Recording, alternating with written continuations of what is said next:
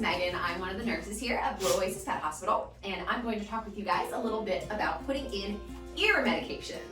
So most of these kiddos, by the time we're at the point where we're sending home ear medication, we have got some pretty infected and possibly painful ears.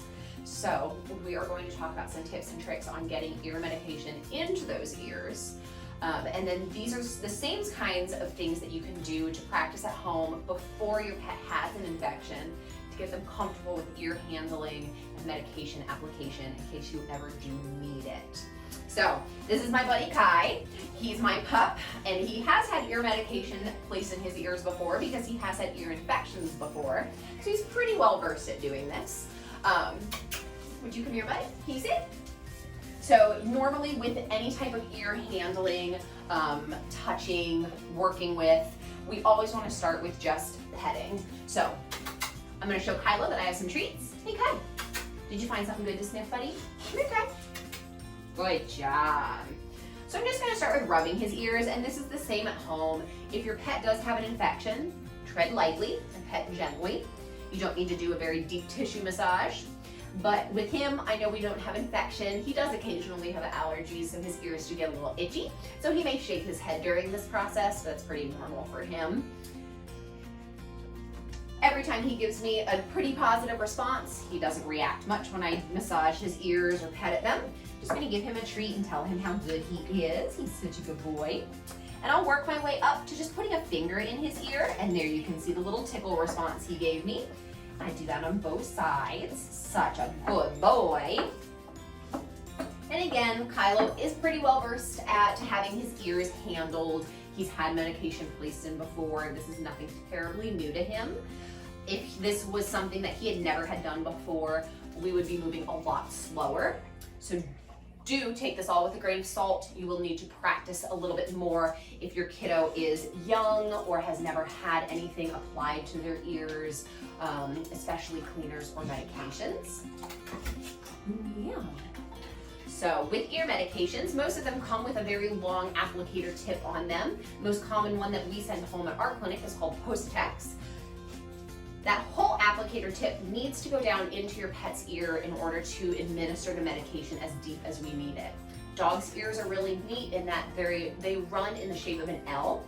So their ear canal, what you're looking at and what you're cleaning and what you're really touching is the long part of that L. But where their infection is really hiding is down in this short part.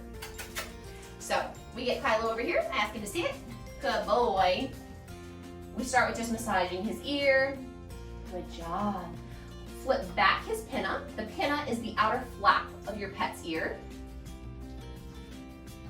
Put my little medication bottle in, and you can see his tickle responses there, which again is very normal for a dog. And we do a squeeze. Once you put that squeeze in, take your applicator out, massage the ear.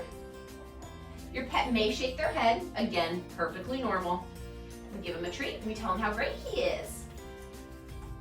If that does not work for your pet, or if your pet needs a little extra distraction, peanut butter, squeezed cheese, or anything spreadable can be your best friend.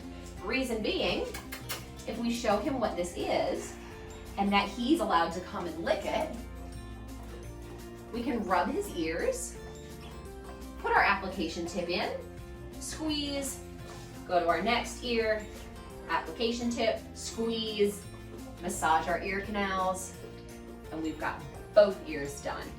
If at any point your pet stops licking their treat distraction or taking food from you, back up one step. You've gone a little too far and they're getting a little nervous or they're a little sensitive. If you can't get past that point and your pet will not let you get close to their ears to put in your medications, stop and call your veterinarian. There is no reason for you to struggle. We have pain medications and anti-anxiety medications that can help you help your pet to work through this. Overall, ear medication should be a quick, easy, and simple application process. Should be something that you can do in just a few minutes. One good tip I have for you is don't do ear medications at the most exciting time of the day. Don't wait right before breakfast or right before you go on a walk to decide to put ear medications in your dog's ears.